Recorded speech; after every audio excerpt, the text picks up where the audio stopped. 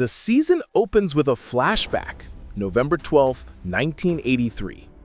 Will Byers trapped in the Upside Down, dragged by a demogorgon through the fog and decay. It doesn't just take him back to its nest, it brings him before Vecna. Tentacles pierce into Will like veins of intent. Vecna speaks through the rotting silence, promising him, "We will do such beautiful things together." It's not aggression, it's possession. The kind that lingers, the kind that waits. Cut to present day, November 1987. Hawkins is no longer a small town. It's a containment zone. Quarantined, militarized, marked on maps as Mac Z. Soldiers call it Big Mac. They say it's a natural phenomenon, but Robin's coded radio broadcast paints the real picture. Hawkins is a patient under constant surgical intervention, and the operation hasn't worked. The group's strategy has evolved into desperation. They call it the crawl. Hopper leads each infiltration into the Upside Down during the military burn cycles, looking for any trace of Vecna. They've tried 37 times. All failed. Each crawl ends the same way. Nothing found except more questions. Individual lives fracture under the pressure. 11 is hidden away with Hopper, training, pushing herself harder than we've ever seen. Her power isn't just strength, it's now discipline. Dustin still wears his Hellfire shirt. Students beat him for it. He visits Eddie's grave before every crawl attempt. He doesn't move on.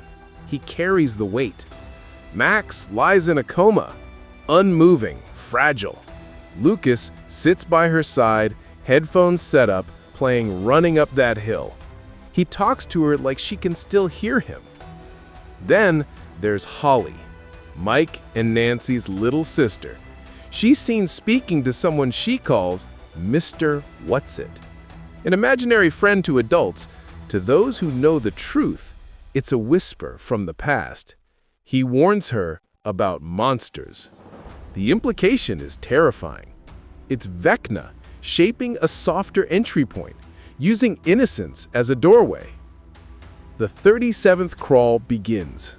Robin initiates it through her broadcast. Hopper pushes into the Upside Down in an old armored truck. Something goes wrong almost immediately. A demogorgon intercepts the vehicle. Metal folds. Hopper's injured, bleeding, and the radio drops silent. The group scrambles. Then Will reacts. His vision strikes with force. He sees through the demogorgon's eyes as it moves. Its destination isn't random. It's calculated. The Wheeler house. Nancy wastes no time. She runs. At night, at Holly's bedroom, the light flickers. The air warps.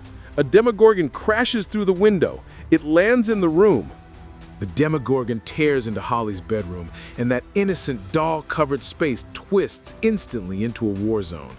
Holly bolts for the bathroom where Karen has taken a bath. There's no dialogue, just Abba's Fernando echoing through the steam, and mother and daughter sink silently beneath the water, praying stillness buys them time. Then the door flies open. Ted barges in, terrified but determined, swinging a golf club like it's his last shot at being more than an absent father. It barely slows the creature down. Karen, acting on pure instinct, grabs a broken wine bottle and charges. The fight is brutal. Both parents end up collapsing in their own home, wounded in a way that feels painfully real. Nancy and 11 arrive seconds too late. Karen lies barely conscious. 11 is already stepping toward the closing portal when she catches sight of the demogorgon fleeing, with Holly thrown over its shoulder. There's no hesitation. 11 dives through the rip in reality, sacrificing safety for one child.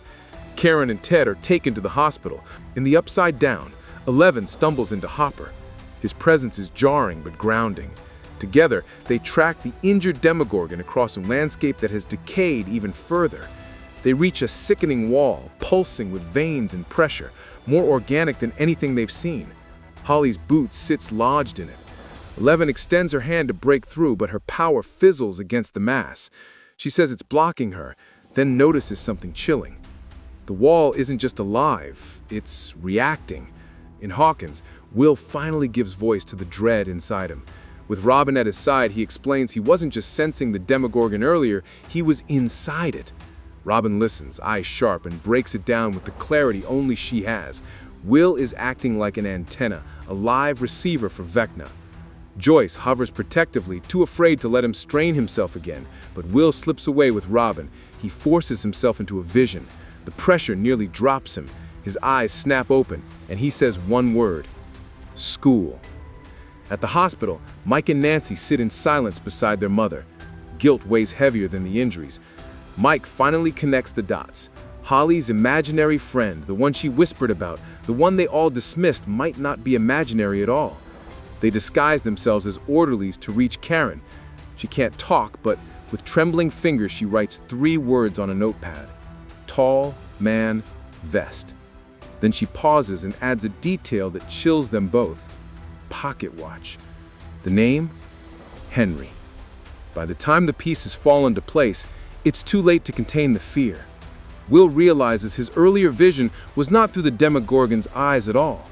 It was Vecna's perspective, and Vecna was watching through Holly as she spun slowly on a merry-go-round. At the exact moment Mike and Nancy decipher their mother's message, they confirm the identity. Mr. Whatsit was never a friend. He is Henry Creel, Vecna, wearing kindness like a mask.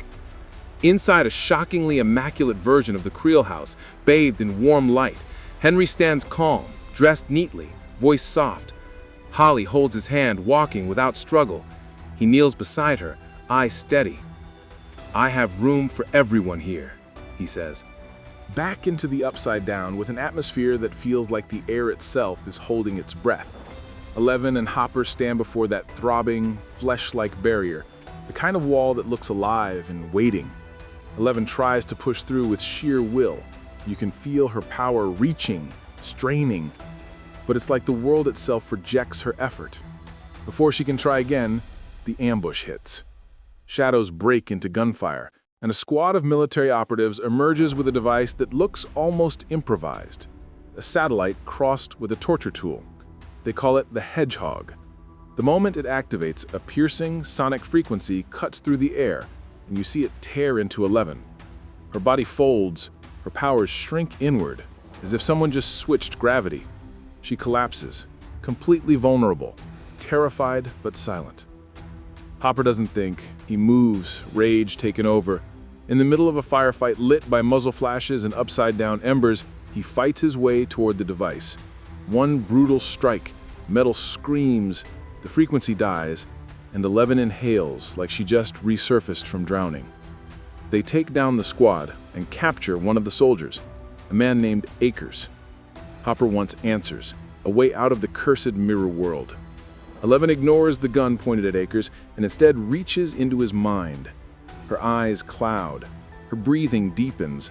She finds a moment he buried, a memory of Dr. K walking toward a massive vault door inside the military base. Thick steel, high clearance, security that looks almost afraid of what it's containing. The instant 11 sees what waits beyond that door, she freezes. The presence is cold, ancient, and entirely awake. She comes out of the vision and says it, not as a possibility, but as something she felt. They're holding Vecna.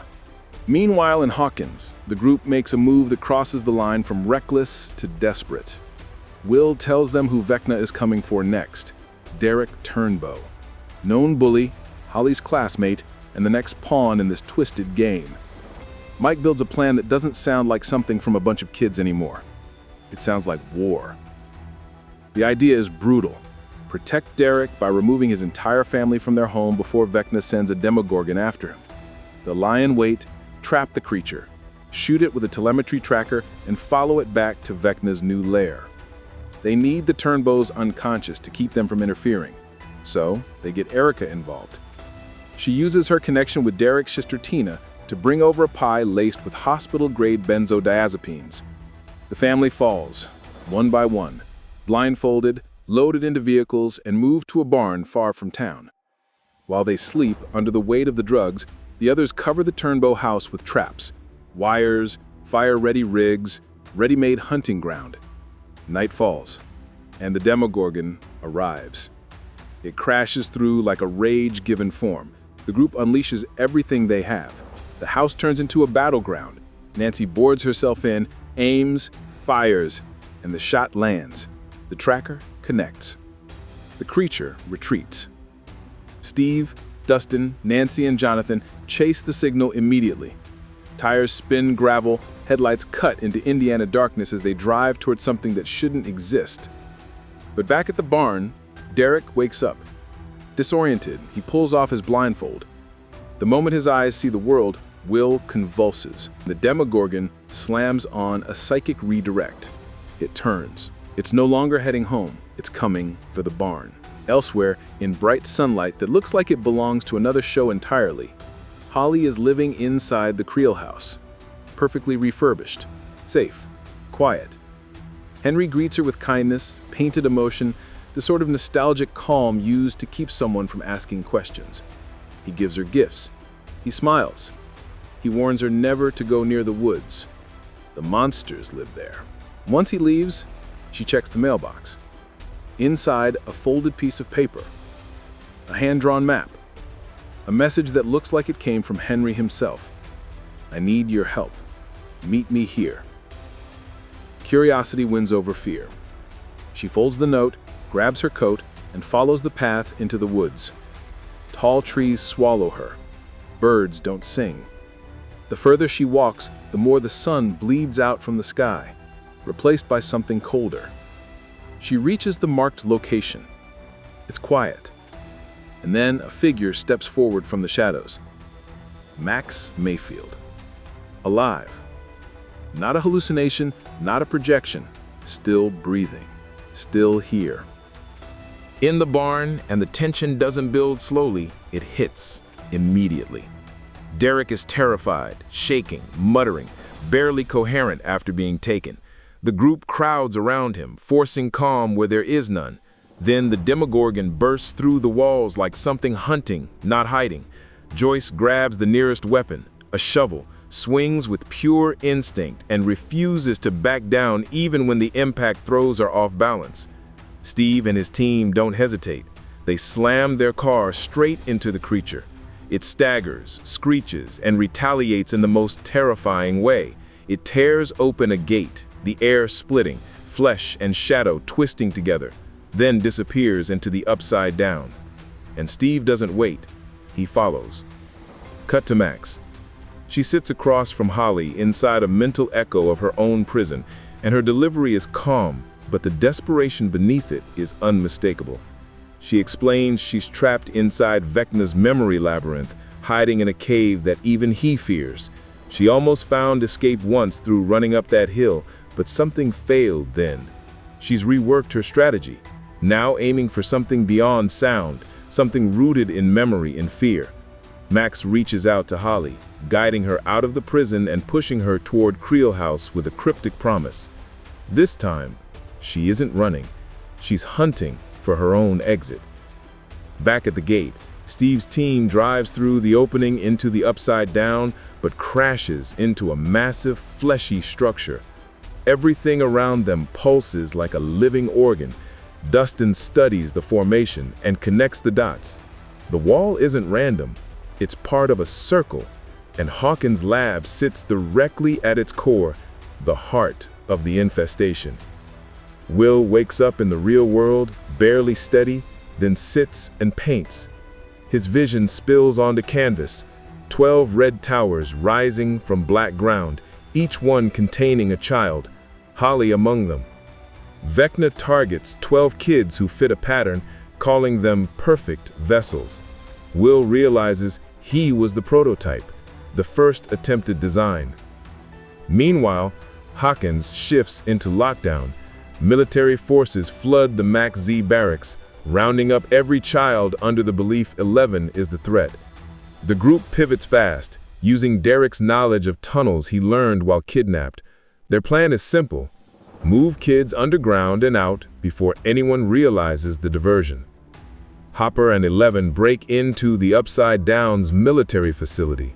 They move through dim corridors built from both human designs and monstrous grafted tissue. Hopper finds who they thought was Vecna trapped in containment, Instead, it's Kali, 8, alive, wounded, psychic energy barely flickering. The rescue collapses the moment hope begins. A swarm of Demogorgons stampedes into the base. Chaos erupts. Military lines fall instantly.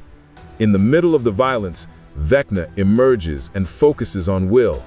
He speaks like everything happening follows a prophecy he wrote. Then he reaches and claims the children. But Will hears something through the noise. Robin's words. The small conversation in the kitchen, a moment with Mike that made him feel understood. He leans into it, accepts what he's been fighting within himself since the beginning. Will raises his hand. The ground shakes. Demogorgons freeze mid-attack. His power expands beyond control or instruction. It acts purely on connection and will. Everything stops, and all at once, his friends are safe. Right after the bloodshed, Joyce and Mike find Will standing over dead Demogorgons. He fought back using something new, something dangerous, but they arrived too late. Other creatures escape with more kidnapped children. A wounded Lucas barely survives as the group retreats into the tunnels beneath Hawkins. Will finally explains his ability. He has no natural powers like 11. His gift comes from proximity. When he is near a hive-connected creature, he can tap into Vecna's network, see what it sees, feel what it feels. Every use drains him, and time is slipping away. Two plans take shape. Erica suggests finding Mr. Clark and rebuilding a telemetry tracker to locate their friends. Lucas pushes a darker idea. Revive a dead Demogorgon using heat and electricity, then use it as a living conduit so Will can connect directly to Vecna. Joyce refuses to choose. They move forward with both. Inside Vecna's mind, the kidnapped children wake in a false reality. Vecna appears as the friendly Mr. Whatsit, promising a safe world without monsters. Holly and Max see through the lie. With Derek acting as a distraction, they search for an exit. Max believes the door is hidden in Holly's first trauma. They relive the night Holly was taken and find a glowing red door. Vecna appears, slams it shut, and attacks Max. Back in Hawkins, Lucas's plan works. The Demogorgon is revived. Will connects to the hive mind and confirms Max is alive. When Vecna strikes, Will fights back from inside Vecna's consciousness, breaking his leg and forcing him to release Max. Speaking through Vecna, Will screams for Max and Holly to run. They escape, but the cost is brutal. Vecna violently ejects Will from the hive. Will collapses, unconscious and unresponsive. Max and Holly are free from immediate danger, but still trapped inside Vecna's realm. Meanwhile, Dustin, Steve, Nancy, and Jonathan investigate the upside-down Hawkins lab. Tensions explode, grief turns into fists, relationships crack under pressure. Then, Dustin discovers the truth in Brenner's journals. The glowing sphere is not a shield, it is a portal to something far worse. Destroying it would trigger a catastrophic chain reaction. Dustin tries to warn them. The walkies fail. On the lab roof, with no answers and no time, Nancy raises her shotgun and fires at the sphere. Nancy's blast hits the floating sphere, and the Upside Down answers violently.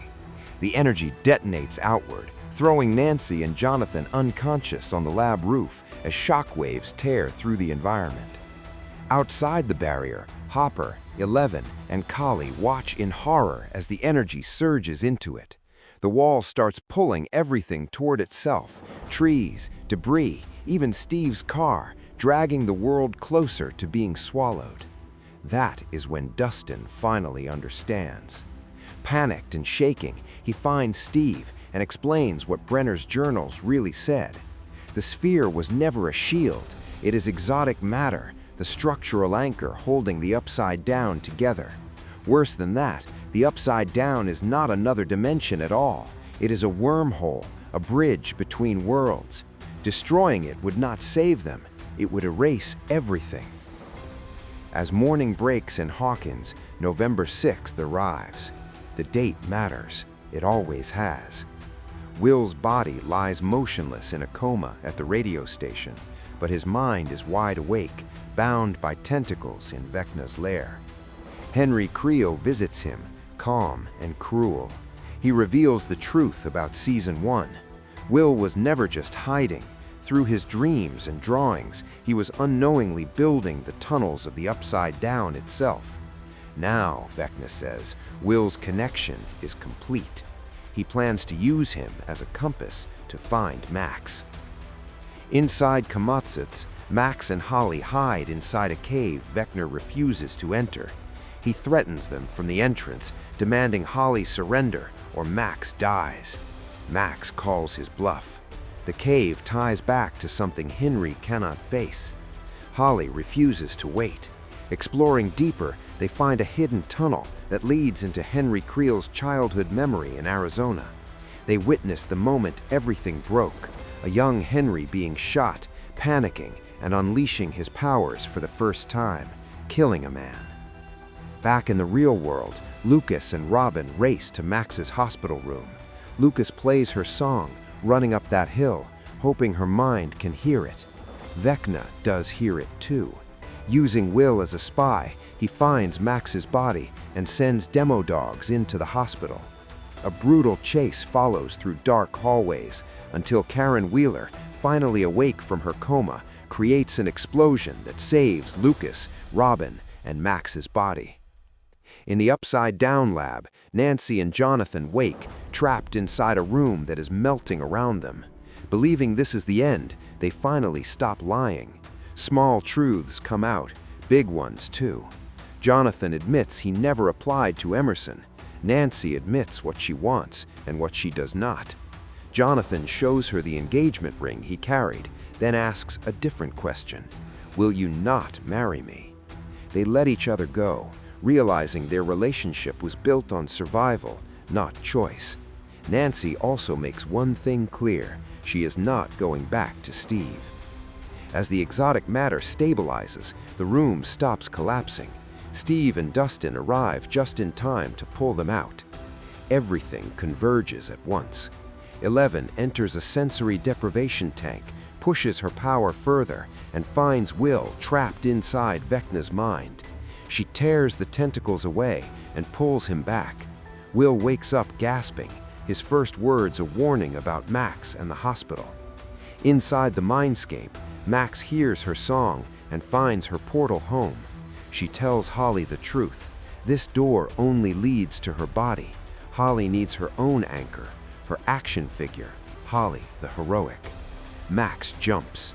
Holly finds another portal and steps through, waking up in her physical body.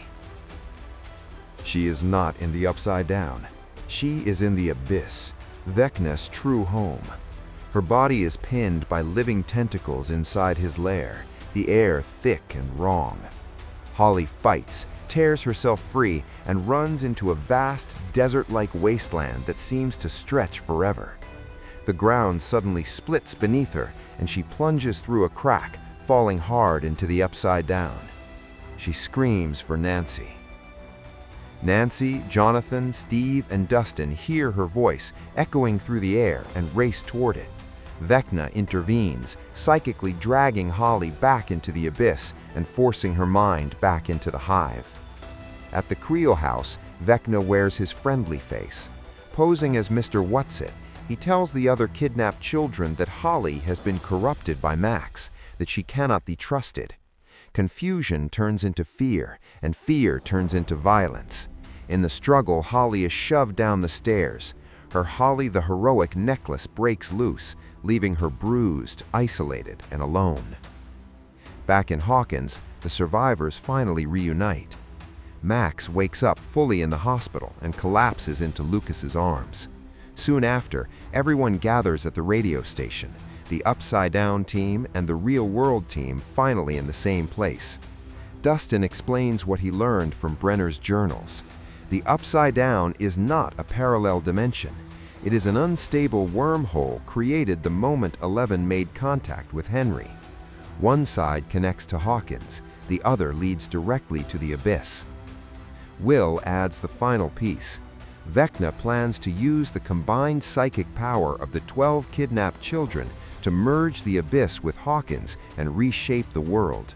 The moment it happens will be November 6th, the anniversary of Will's disappearance.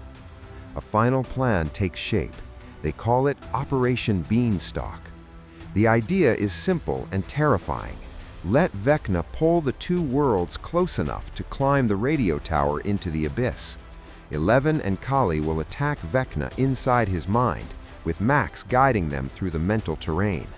The others will rescue the children and plant a bomb to destroy the exotic matter holding the bridge together, collapsing the Upside Down and the abyss for good. Before they move, Will finally lets the weight fall. He admits to Joyce that Vecna used him for years. Every dream, every drawing, every night he slept, he was unknowingly helping build the tunnels under Hawkins. The guilt has been eating at him.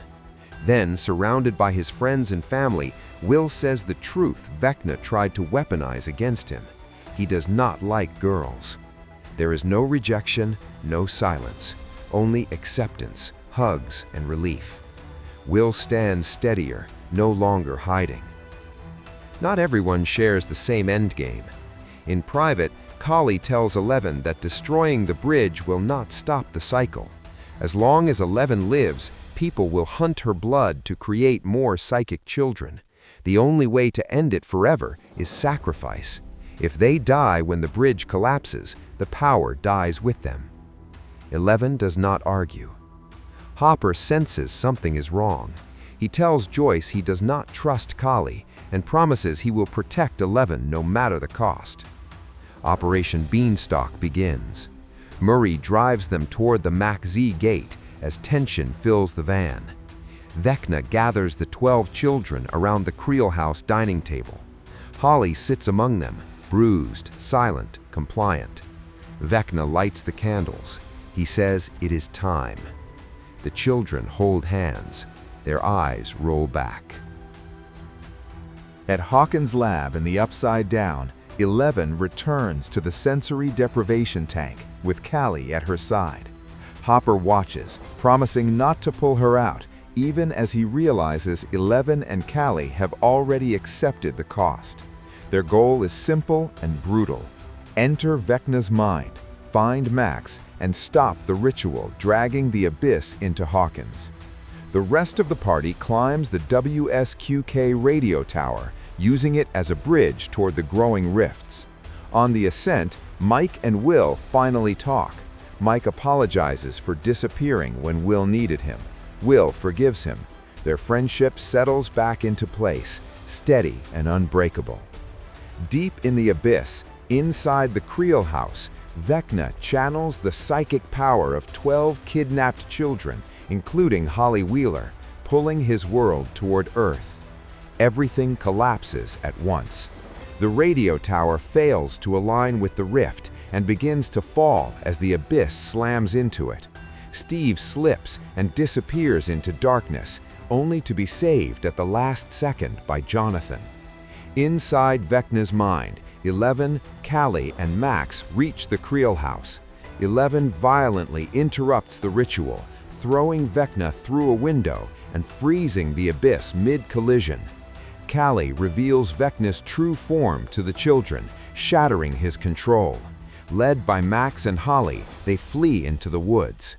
Back at the lab, Vecna attacks Hopper with visions of Sarah and the truth about 11's sacrifice. Panicked, Hopper smashes the tank, pulling 11, Kali, and Max out too soon and stranding the children. The battle turns physical. The tower group enters the abyss and discovers the pain tree, which transforms into the true body of the Mind Flayer. In the caves, Vecna chases the children and is forced into his origin.